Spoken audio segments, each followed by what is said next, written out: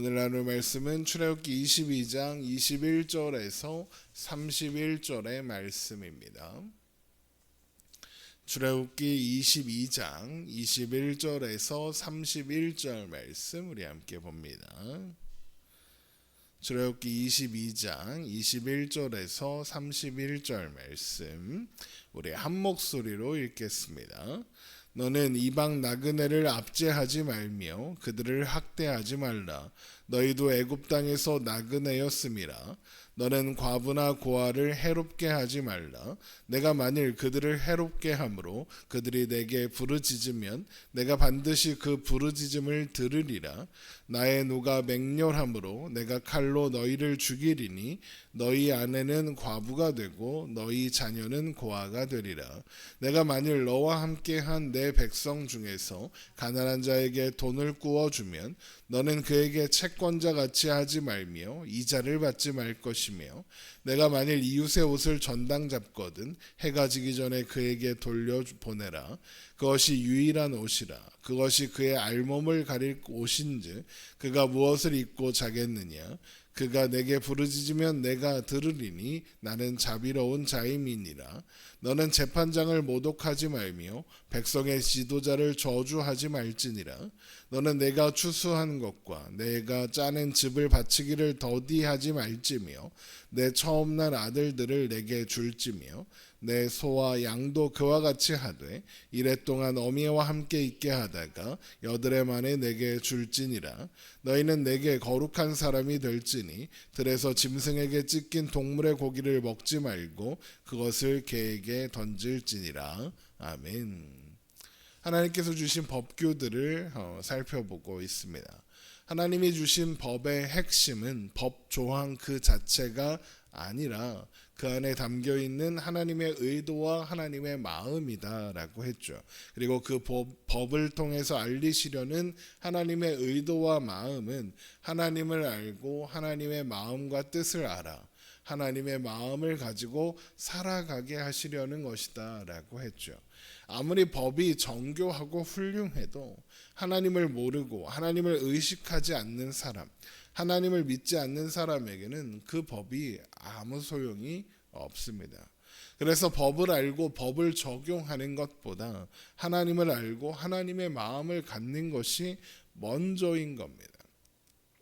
이런 하나님의 마음은 이어서 오늘 본문에 나오는 이방 나그네와 과부나 고아를 압제하거나 해롭게 하지 말라는 법규에서도 명확하게 드러나고 있죠. 출애굽기 22장 21절입니다.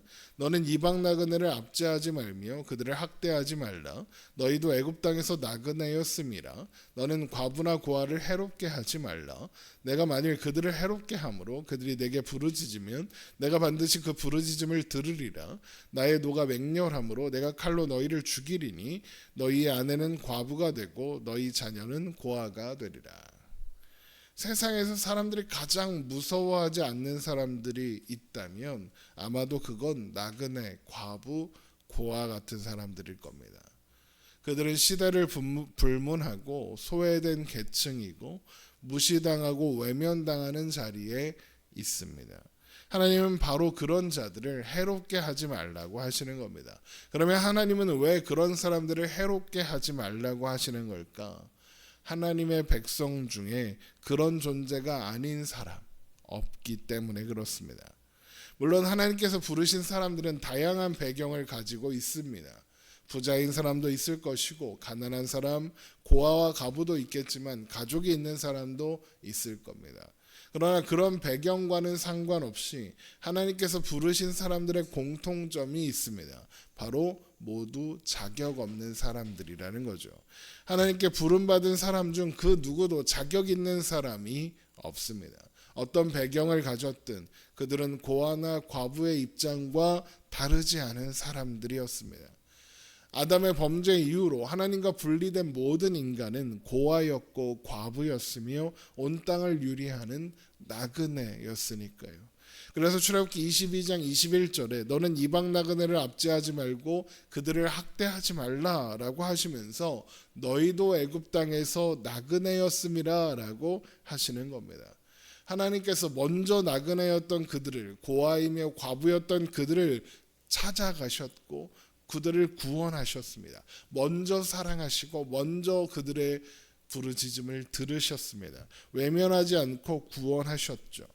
그 하나님께서 나그네와 고아와 과부를 해롭게 하지 말고 도우라고, 그렇게 하지 않으면 너희가 나그네와 고아와 과부가 될 거라고, 하나님의 말씀에 순종하지 않으면 벌 주겠다 이 말이 아니라 너희의 입장이 나그네와 고아와 과부와 다르지 않다는 걸 알고 그런 너희를 돌보신 하나님을 알고 하나님의 마음을 알라는 겁니다. 그래서 그 하나님의 마음을 가지고 하나님께서 너희에게 그러신 것처럼 그들을, 나그네와 고아와 과부를 선대하라, 이웃을 사랑하라 라고 말씀하시는 거죠. 이어지는 법규도 마찬가지입니다. 가난한 자에게 돈을 구워주면 채권자처럼 하지 말고 이자도 받지 말랍니다. 가난한 이웃이 옷을 전당 잡혔다면 해가 지기 전에 돌려주랍니다. 출애굽기 22장 25절입니다. 내가 만일 너와 함께한 내 백성 중에서 가난한 자에게 돈을 구워주면 너는 그에게 채권자 같이 하지 말며 이자를 받지 말며, 내가 만일 이웃의 옷을 전당 잡거든 해가 지기 전에 그에게 돌려보내라. 그것이 유일한 옷이라. 그것이 그의 알몸을 가릴 옷인즉 그가 무엇을 입고 자겠느냐. 그가 내게 부르짖으면 내가 들으리니 나는 자비로운 자임이니라. 당시 사람들에게 겉옷은 옷이기도 했지만 이불이고 침낭이기도 했습니다. 그래서 27절에 그가 무엇을 입고 자겠느냐라고 하는 겁니다. 유일한 옷을 담보로 맡기고 돈을 빌렸다는 건 그게 마지막이었다는 뜻입니다.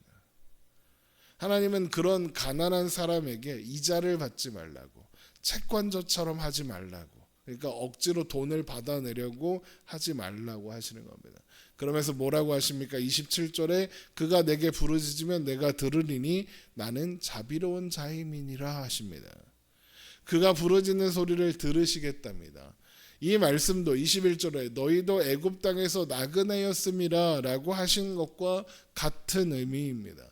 하나님께서 이스라엘 백성들이 신음하며 통곡하는 소리를 들으셨고 응답하사 그들을 구원하신 것처럼 너희도 그렇게 하라 말씀하시는 거죠. 그런데 담보물이 없으면 돈을 돌려받아 가능성이 없고 그 사람이 돈을 갚지 않았을 때 손해를 보게 되죠. 또 돈을 이자 없이 빌려주게 되면 남는 게 없습니다. 거저 주라는 말과 같은 거죠. 돌려받을 것을 생각하지 말고 주라는 겁니다. 어떤 사람이 그렇게 하겠습니까? 누가 손해를 보고 그렇게 하려고 하겠습니까? 사람 중에는 그렇게 할 사람이 하나도 없습니다. 그런데 그렇게 할 수 있는 사람이 있는 겁니다. 누가 그렇게 할 수 있겠습니까? 하나님을 알고 하나님의 마음을 알고 하나님께서 행하신 일을, 하나님의 은혜를 아는 사람이 그렇게 할 수 있는 겁니다. 하나님이 나에게 그렇게 하셨으니까요. 하나님께서 이스라엘 백성들을 값없이 구원하셨습니다. 그 사랑을 거저 주셨습니다. 그렇지 않았다면 이스라엘 백성들이 무슨 방법으로 하나님의 은혜를 갚을 수 있겠습니까? 절대 못 갚죠.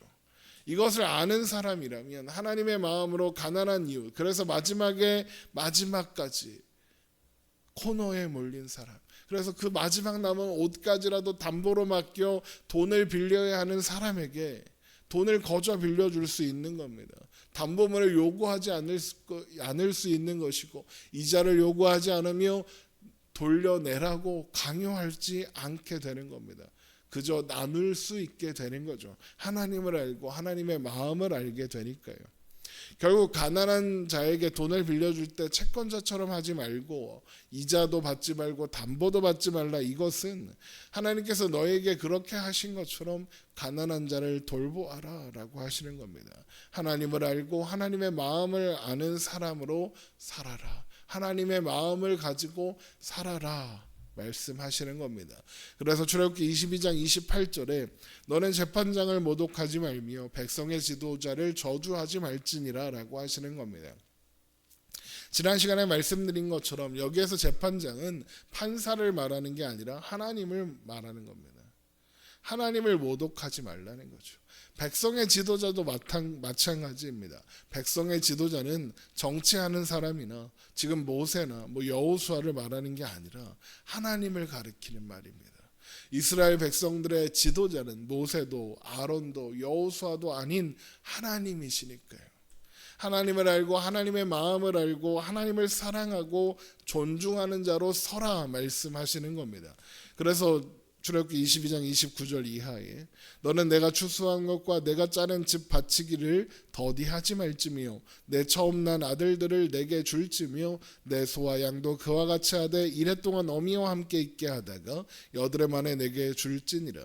너희는 내게 거룩한 사람이 될지니 들에서 짐승에게 찢긴 동물의 고기를 먹지 말고 그것을 개에게 던질지니라 라고 하시는 겁니다. 하나님을 인정하는 것을 추수하는 것과 짜낸 집을 드리는 것으로 나타내라 그러는 겁니다. 왜요? 하나님이 추수하게 하셨고 하나님이 포도를 수확하게 하사 줍을 짜게 하셨으니까요. 또한 유월절을 통해 확인한 하나님의 은혜를 안다는 것을 처음 난 아들을 하나님께 드리는 것으로 나타내라 그러는 겁니다. 하나님께서 생명을 주사 아들을 주셨으니까요. 소와 양도 마찬가지입니다. 하나님께서 소와 양을 주셨다는 것을 안다는 고백인 겁니다. 그걸 모르면 어떻게 그걸 드리겠습니까? 그렇게 하나님을 안다. 나의 삶으로 하나님을 인정한다. 나는 하나님을 믿습니다. 이 모든 것은 하나님이 주신 것입니다. 이것을 알고 인정한다는 의미로 이 모든 것을 하라는 겁니다. 그게 하나님께서 나의 모든 것을 책임지시고 나의 모든 것을 허락하셨다. 이것을 안다는 고백으로 11조도 하는 거고 헌금도 하는 겁니다. 또한 그래서 31절에 너희는 내게 거룩한 사람이 되라 라고 하시는 겁니다. 하나님께서 거룩한 사람이 하나님 앞에 하나님께 거룩한 사람이 되는 게 뭡니까? 하나님의 뜻대로 사는 것 아닙니까? 하나님의 마음을 가지고 사는 거죠. 범사에 하나님을 인정하고 하나님을 바라보며 하나님을 의지하며 사는 겁니다. 그러니까 너희는 내게 거룩한 사람이 되라. 이것은 하나님 앞에서 살아라. 하나님을 아는 사람으로 하나님의 마음을 알고 뜻을 아는 사람으로 그래서 하나님의 마음을 품고 하나님의 뜻을 따라 살라라는 의미인 겁니다. 계속 말씀드리고 있지만 하나님이 주신 법조항을 얼마나 잘 아느냐 얼마나 잘 지키느냐는 중요한 게 아닙니다. 하나님을 아느냐 하나님의 마음을 아느냐 그래서 하나님의 마음을 가졌느냐가 중요한 겁니다. 그리고 그것이 기독교 신앙의 핵심입니다. 신자는 하나님을 알아가고 하나님의 마음과 심정을 알아가는 사람들입니다. 하나님의 마음으로 생각하고 하나님의 마음으로 행동하는 것이 기독교 신앙입니다. 우리 베드로전서 4장을 한번 찾아보겠습니다. 베드로전서 4장 8절입니다. 베드로전서 4장 8절.